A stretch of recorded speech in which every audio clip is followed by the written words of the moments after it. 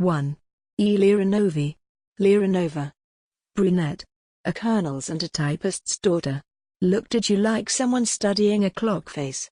She tried to help her fellow mortals. One day when we were lying side by side upon the beach, crumbling some chocolate, she said, looking straight ahead, out to where the yachts held to their course, that if I wanted to, I could. She loved to kiss. Her mouth reminded me of the caves of Kars. But I wasn't scared off. I hold this memory dear, like a trophy won on some unintelligible battlefront, from enemies unknown. That lover of plump women, that lurking Tom, D. Kulikov, then hove in sight. He married her, did Dima Kulikov. She joined a women's choir, while he toils in a classified establishment, a great bony engineer. But I can still recall the long corridor and my struggle with her on the chest of drawers. Dima at the time was an ugly little pioneer. Where did it all go? Where's the reference point? And how can one, today, hope to discover that which has transfigured all these lives? A strange world lurked behind her eyes. She could not understand herself. Or rather, she did not understand it even as a wife. Kulikov is living, I am living. She is living. But what happened to that world? Perhaps it is keeping them awake? I keep mumbling my words. Snatches of a waltz come to me through the wall. And the rain rustles on broken bricks. 2. Oleg Podobry. His father was a fencing coach. He was familiar with it all, thrust, parry, lunge. No ladies' man, nevertheless he used to score, as sometimes happens in the world of sports, from offside. That was at night. His mother was sick, his little brother wailing in the crib. Oleg picked up an axe and when his father entered, battle began.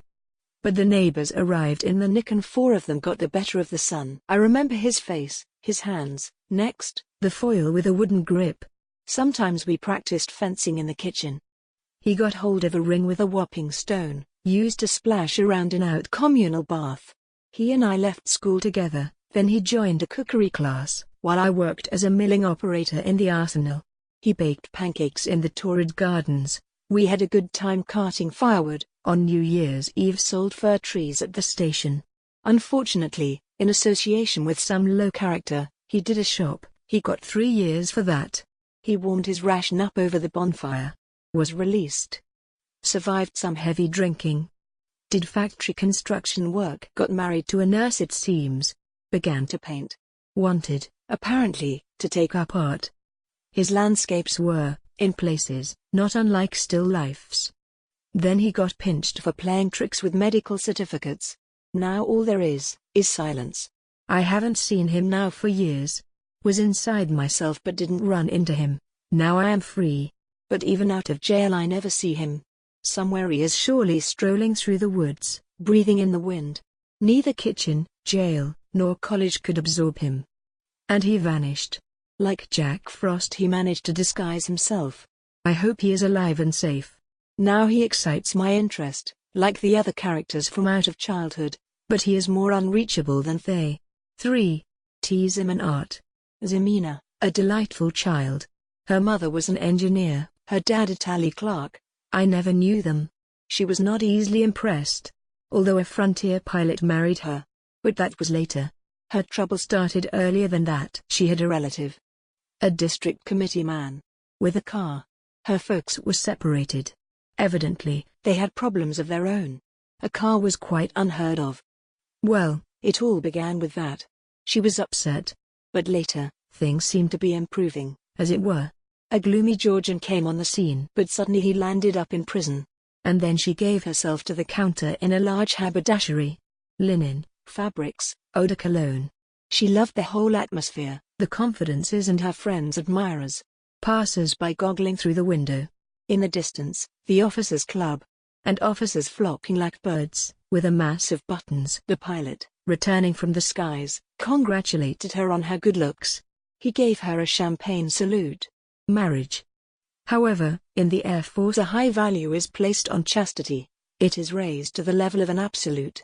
And it was this scholasticism that accounted for her almost drowning. She had already found a bridge, but winter had come. The canal was covered with an icy crust. And again she hurried to her counter. A fringe edged her eyelashes. Onto her ashy hair the neon lights poured their radiance. Spring, and by the doors flung wide, the current of customers seethes. She stands and gazes from the piles of linen into the murky channel, like a Lorelei.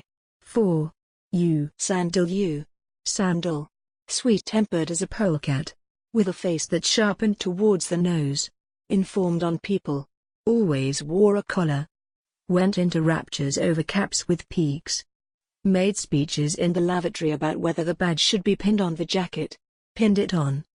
Generally enthused over all kinds of emblems and insignia, loved ranks and titles to distraction. Styled himself PT instructor, though was as old as Jacob to look at. Considered furunculosis as his scourge. Was susceptible to colds, stayed at home in bad weather. Mugged up his Bradges tables. Was bored. Knew chemistry and yearned for the institute but landed in the infantry after school, those secret underground forces. Now he is drilling holes. It's said, in the diesel works. That may not be so accurate. But perhaps accuracy is irrelevant here. Of course, it's a speciality, a status. What's important is, he's doing a correspondence course. At this point we will lift the curtain's edge. At dusk, besides absorbing marks, he leafs through the strength of materials. Such books, incidentally, give off a special scent at night. Doesn't consider himself to be a simple worker. In fact, looks to the next class. At dusk he strives for new horizons. Metal's resistance is pleasanter in theory. He is bursting to be an engineer, to get at blueprints. And, come what may, he will be one. Like this.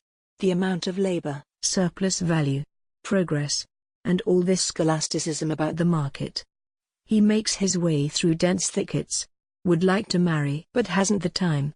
And he prefers parries, casual relationships, addresses. Our future, smiling, engineer. He remembers the somber mass and gazes past the girls, out of the window. He is lonely in his own manner. He is a traitor to his class. Perhaps I am overdoing it, but the utilization of a class for hire is more dangerous than the perfidy of men. Youth is sinful. Blood is hot, he says. I even remember that plain-speaking poster that dealt with casual relationships. But there is no clinic and no doctor to guard you against these D-class ones, to protect you from the inflammation. And if the age we live in is no wife to us, then it's so as not to pass on the infection from this generation to the next. That is a baton we can do without.